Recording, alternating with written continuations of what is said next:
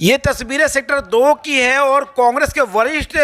जो नेता हैं गिरीश भारद्वाज की कार्यालय के बाहर की तस्वीरें आपको दिखा रहे हैं। देखिए यहाँ पे पूर्व मंत्री करण दलाल पहुंचे हुए, उनका स्वागत किया जा रहा है, माला पहनाया जा रहा है, बुक्के देकर उनका स्वागत किया जा रहा है। वहीं आपको बताएं, देखिए तस्वीरों में जगन डागर भी मौके पर मौजूद है। यहाँ पे तमाम कांग्रेस के कार्यकर्ता मौजूद हैं, वरिष्ठ कांग्रेस के कार्यकर्ता मौजूद हैं। और सबसे बड़ी बात आपको बताएं कि यहाँ पे एक प्रेस वार्ता की आयोजन किया जाएगा। लगातार फरीदाबाद की हालात पे नज़र है कांग्रेस पार्टी की, जिसको लेकर तमाम कांग्रेस के नेता यहाँ पे मौजूद हैं। आप देख सकते हैं तस्वीरों में माला पहनाया गया, स्वागत किया गया है। और यहीं पे इसी कार्यालय पर जो गिरीश भारद्वाज की ये कार्यालय है और यहाँ पे तमाम कांग्रेस के वरिष्ठ नेता मौजूद हैं। वहीं करण दलाल जो पूर्व मंत्री हैं वो यहाँ पे पहुँचे हुए हैं। अब देखना ये होगा कि आखिर किस मुद्दे पे यहाँ पे प्रेस वार्ता की जाएगी, क्या अहम मुद्दा होगा फरीदाबाद को लेकर। बंधु, और आज की प्रेस कॉन्फ्रेंस में मुख्य रूप से उपस्थित पूर्व मंत्री आदरणीय चौधरी करण सिंह दलाल जी, मेरे बड़े भाई मंदिर मान जी, साथ में बैठे बड़े भाई ललित बंसल जी, हमारी बहन गिरिजा लांबा जी और डॉक्टर RN भारद्वाज जी, परम पूज्य पिताजी, बड़े भाई जगन डागर जी, संचित भाई और अपने सूबेदार अंकल जी, और किसी का नाम रह गया तो उसके लिए माफ़ी चाहता हूँ। आज की प्रेस कॉन्फ्रेंस में आप सभी का दिल की गहराइयों से हार्दिक स्वागत और अभिनंदन है। जैसा आप सबको पता है, आज पूरा बल्लभगढ़, पूरा फरीदाबाद डिस्ट्रिक्ट पॉल्यूशन की मार झेल रहा है। गैस चेंबर में पूरा डिस्ट्रिक्ट, पूरा लोकसभा क्षेत्र हमारा तब्दील हो गया है। उसी से रिलेटेड आज आदरणीय करण दलाल जी आपसे रूबरू होना चाहते हैं और इस पूरे जिले के अंदर जैसे गंदगी और मुख्य कुछ और समस्याएं, उनको लेकर आज आपके बीच में आदरणीय चौधरी करण दलाल जी आपसे रूबरू होंगे। अब मैं प्रार्थना करता हूँ दलाल साहब आपके साथ हो। आदरणीय दलाल साहब, हमारे बुजुर्ग श्री RN भारद्वाज साहब, आदरणीय भाई गिरीश भारद्वाज जी, आदरणीय श्री जगन डागर जी, भाई मंदिर मान जी, भाई ललित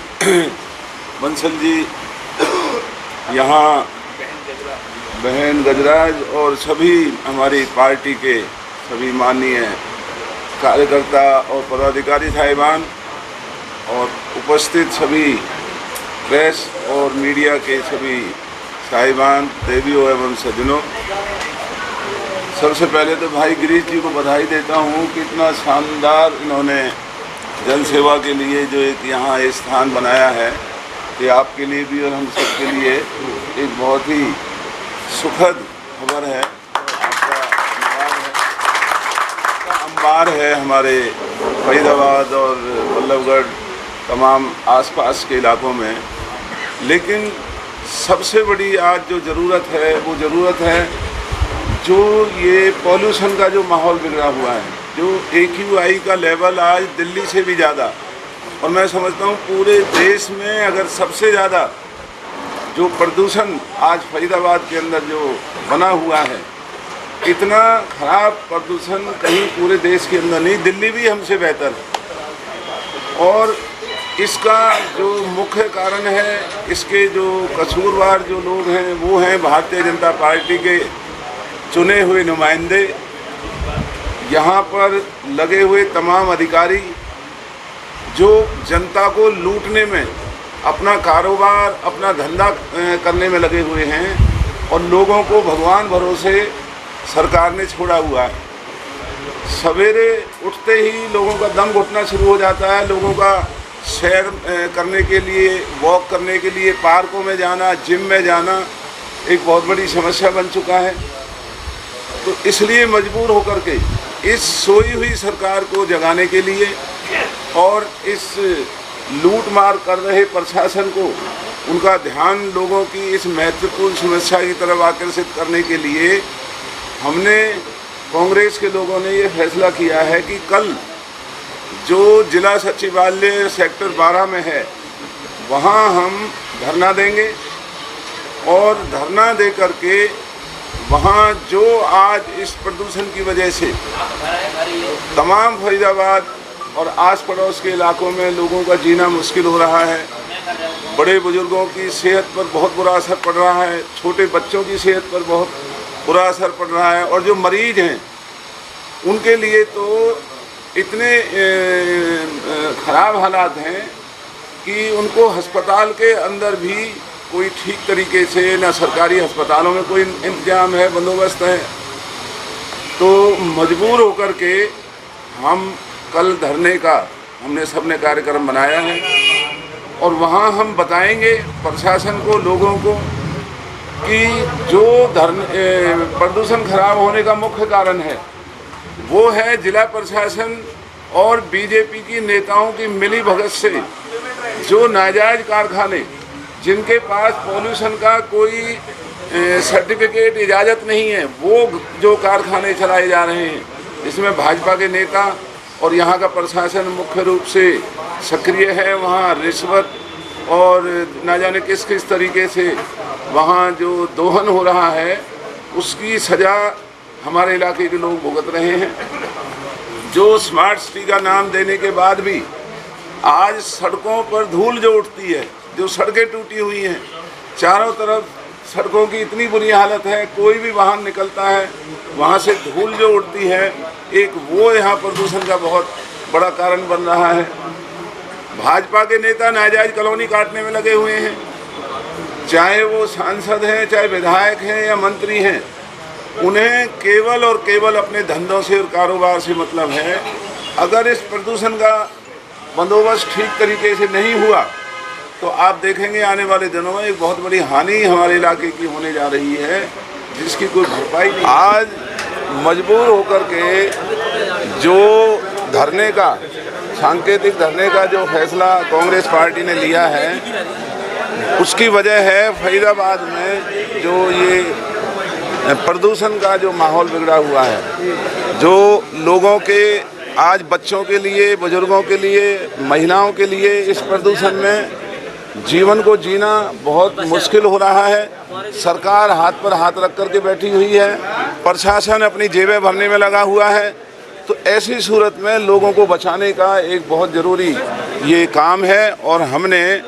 इस प्रदूषण पर लगाम लगाने के लिए सरकार को सोई हुई नींद से जगाने के लिए कल 10 बजे फरीदाबाद सेक्टर 12 में एक सांकेतिक धरना हम वहाँ पर रखेंगे, और वहाँ सरकार की पोल खोलेंगे कि किस तरीके से जो नाजायज़ कारखाने अफसरों की लूट की वजह से इस ज़िले के अंदर चल रहे हैं, जिनकी वजह से प्रदूषण बढ़ रहा है, और जिस तरीके से भाजपा के नाजायज़ जो कॉलोनी काटने का जो नेता जो काम कर रहे हैं, उनकी वजह से जो प्रदूषण बढ़ रहा है। जो सड़कों के लिए पैसा आया, उस पैसे को भाजपा के नेता हजम कर चुके हैं। उन सड़कों के ना बनने से जो प्रदूषण बढ़ रहा है, शहर के अंदर जो सफाई ना होने की वजह से जो प्रदूषण बढ़ रहा है, पहाड़ों में नाजायज खुदाई की वजह से जो प्रदूषण बढ़ रहा है, और सरकार कोई भी कदम उठाने का काम नहीं कर रही है। तो इस खतरनाक प्रदूषण के माहौल से इलाके के फरीदाबाद ज़िले के लोगों को राहत दिलाने के लिए कल हम वहाँ पर सांकेतिक धरना फरीदाबाद सचिवालय पर रखने जा रहे हैं। कोई सुझाव पत्र या मांग पत्र भी सौंपा जाएगा जिसमें पॉल्यूशन से निपटने के जो है सुझाव? हमारा पहला सुझाव होगा कि ये प्रदूषण जब तक इतना बढ़ा हुआ है, तो जो नाजायज़ कारखाने जो प्रदूषण को बढ़ावा दे रहे हैं, जिनके पास चलाने की इजाज़त नहीं है, एक उनको ऊपर रोक लगाई जाए, और उन कारखानों में काम करने वाले मजदूरों की तनख्वाह बंद नहीं होनी चाहिए। उन मजदूरों की तनख्वाह बराबर उन कारखानेदारों को देनी चाहिए। दूसरा, हम मांग रखेंगे कि इस प्रदूषण से बचाने के लिए अच्छे क्वालिटी के मास्क फरीदाबाद में सरकार और प्रशासन बंटवाने का काम करे। तीसरी, हम मांग करेंगे जिस तरीके से दिल्ली के अंदर वहाँ पानी का छिड़काव करके वहाँ प्रदूषण को रोकने का काम हो रहा है, वो काम यहाँ भी होना चाहिए। और जो नाजायज़ खुदाई पहाड़ों में हो रही है, उस नाजायज़ खुदाई के ऊपर रोक लगनी चाहिए। और तमाम इस फरीदाबाद के अंदर जो भी इस तरह की सफाई है, आज सफाई नहीं होती है, उस सफाई के ऊपर सरकार को ध्यान देना चाहिए, और उसमें RWA को शामिल करके प्रशासन और सरकार जहाँ जहाँ RWA जैसा जैसा सुझाव देती हैं, सरकार को बिना किसी भेदभाव के लोगों को बचाने के लिए आज मैदान पर उतरना चाहिए। वरना तो फरीदाबाद में जो बीमारियों का जो दबाव बन रहा है, प्राइवेट अस्पतालों ने जो लूट मचा रखी है, सरकारी अस्पतालों में न दवाई है न डॉक्टर हैं,